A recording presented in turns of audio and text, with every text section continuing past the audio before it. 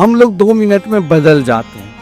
बदलने की स्वभाव है, हर घड़ी बदलते हैं, लेकिन उन गोपियों की निष्ठा भगवान के चरणार बिंद में इस प्रकार लगा हुआ था जो कोई भी मंत्र की सहारा न, इधर उधर मत भटको, एकमात्र भगवान के चरणार बिंद में समर्पित हो जाओ।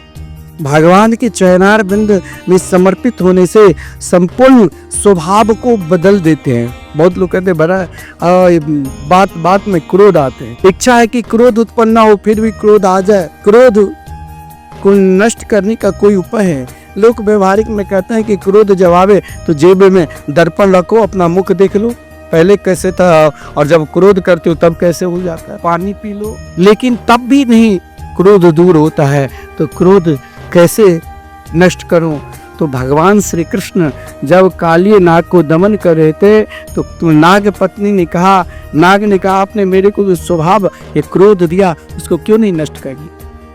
क्रोध नष्ट ना हो तो भगवान के नाम के स्मरण करने लग जाओ।